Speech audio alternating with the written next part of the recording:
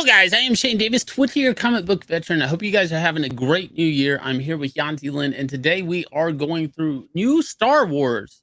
New Star Wars. Rarely do we go back to Star Wars. Hasn't been good lately. You know, a lot of bad Disney Plus stuff.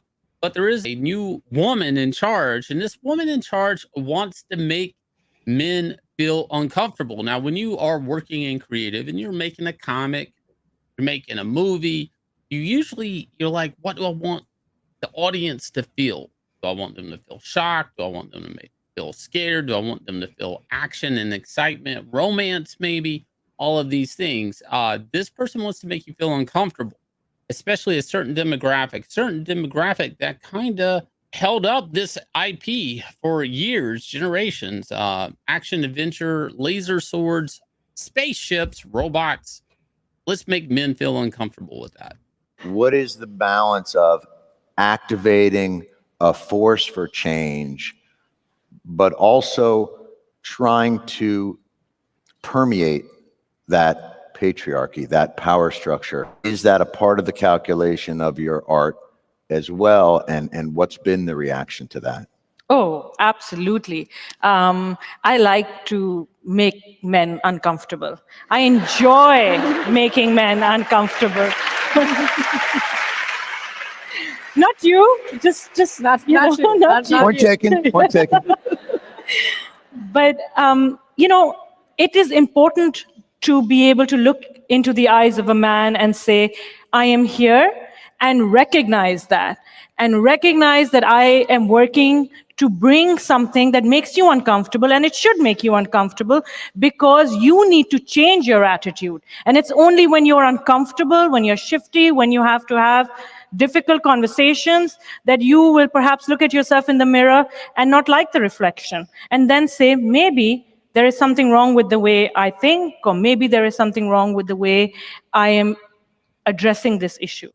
So that was Shireen just now who was speaking. She's going to be the new Star Wars director for Disney. I think they're planning a trilogy with Daisy Ridley's character, Rey Palpatine, Rey Skywalker, whatever it is she is right now anyway. And here she's saying that's about time we had a female filmmaker come forward to shape the galaxy far, far away. Now, hold on, y'all. We had something more powerful than a female filmmaker shape the galaxy far, far away. It was actually Kathleen Kennedy. She was literally in charge of not just shaping the galaxy. She was not just in charge of film. She was in charge of basically every aspect of Star Wars. I wonder how that turned out, actually. What do you think, dear? It turned out horrible, but it's weird that they're basically going to shoot the same shot they did on the sequel trilogy with Rian Johnson, all of that. And I had hopes when I saw Force Awakens. They're basically shooting the same shot for 3 more movies, but what's going to make a difference is this lady. Not that the content or the characters didn't stick or the Force is female. Maybe, honoring the fandom that buy the toys. Hasbro's upside down with Star Wars toys right now. And I'm not talking like Rey toys or Kylo Ren or any of that. I'm talking like C-3PO toys are on clearance right now at Ollie's. It's everything Star Wars. The brand is dead. At this point, if you're trying to make some type of big change in like the patriarchy, right? If you're a feminist and that's your goal, why not just make a new IP? Like, why do it on Star Wars? I don't understand this. I'll tell you why. Because they need the platform. They think we got this massive big-ten audience here. Let's go ahead and grab them and use it as our mouthpiece. See, I'm going to point out something that she said, and that she wants to make men uncomfortable. Imagine if a man came and said the opposite and said, I want to make women uncomfortable. But hang on, that's my point. You're saying they need the platform. That's kind of what I'm saying. I don't think Star Wars is a platform anymore. I think it's a sinkhole. I think it's so devastated that I don't know if it's anything to platform off of. I mean, that people are unsubscribing to Disney Plus when everybody was signing up when Mandalorian first came out.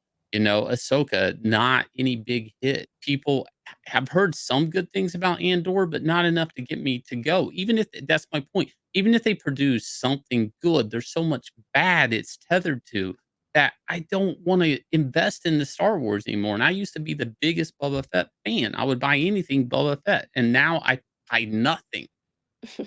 And this is supposed to give me hopes to come back to the franchise, more Ray, and it's make Look, me feel uncomfortable. You won. I'm already feel uncomfortable with Star Wars. Why make me? You'd first have to get me to care to be comfortable. now see, that was the perspective that she brought into all of her work. She also does TED Talks about suicide bombers and Taliban and all this kind of stuff. She wants to bring the female perspective to all these kind of things, which is fine. It's great. It's fantastic. Enlighten the world. But you want to somehow make 49% of your customer base, which is, the percentage of men in the world, uncomfortable. I'm sorry, but you know that that is cutting yourself off, right, from all these people who come in and watch the franchise and say like, well, if your movies are supposed to invoke feelings of discomfort in me when I'm supposed to be entertained, maybe I shouldn't watch your movie at all. And fans have been answering that call. We have seen things like the Disney stock, look at it, from an all-time high back during the pandemic when people are saying, I guess I'm bored, I'll watch me some Disney Plus and all that stuff, to, well, see, it's nothing even compared to 5 years ago. At lowest point 5 years ago wasn't even this low right now. Think about it. Fans are basically rejecting whatever Disney is trying to put out. We have seen their activism movies where they try to gaslight fans and say, well, skin color doesn't matter. And they give us a black Little Mermaid and call her Ariel. And we're like, that's not Ariel. And they're like, nah, you're just racist. You don't like the Black Mermaid. It's like, well, first of all, the Little Mermaid is by a Danish writer. Blah, blah, blah. You guys are just racist. So when you keep calling people racist, especially wasn't there that show where the actress came out and said straight away that she received racist DMs the moment she was announced and stuff? Right. That was the Obi-Wan show, one of the antagonists in it. Yeah, sure, because I totally believe that that's what people would do, right? They would come up here and say, oh, look at it. Well, no, but that was the promo. Let's do some race hate baiting stuff and get talk on Twitter. And unfortunately, that's the problem. I do believe a lot of entertainment suffers is trying to get talked about on social media, especially when algorithms usually reward people clicking on things because they dislike it. So that's going to force you to start trying to market off of cringe, which maybe somebody clicked on it, but that doesn't mean they're actually going to go consume the product. I do believe that was a factor in that one situation. But again, I feel like Star Wars needs to go away for a while. I do. I think it needs to be forgotten and then 10, 20 years from now brought back with a fresh palette. That's kind of where I'm at as a Star Wars fan. I do not like this news. I do not like her perspective. I do not see the point in making, when you make a product that you really want to be, I hate to say, a boy's medium, right? Spaceship, robots, light swords, laser guns. Okay. Look, even if the female, like Aliens, right? That property, I'm not thinking Aliens is for women.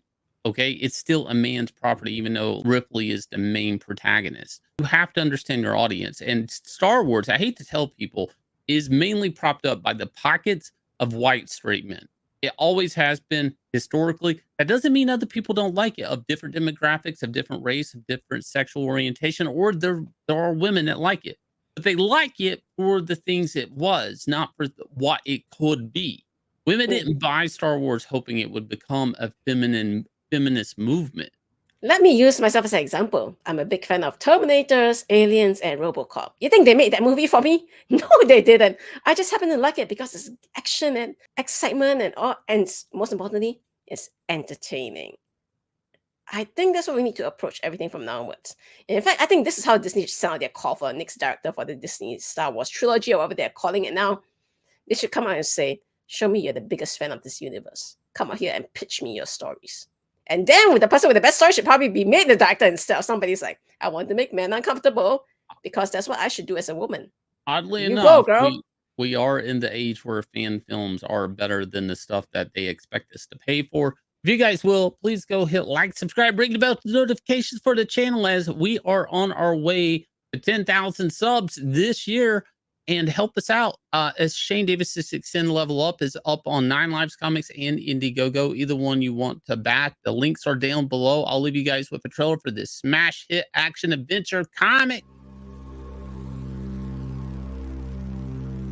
I dream of a world carefully crafted, beautifully flawed. This is Axcend. In this game of life, there is one thing that determines a victor. A player's ability to grow. A player's ability to evolve. A player's ability to survive. My name is Dog. Choose to play. Choose to upgrade. Choose to level up. Choose to Axcend.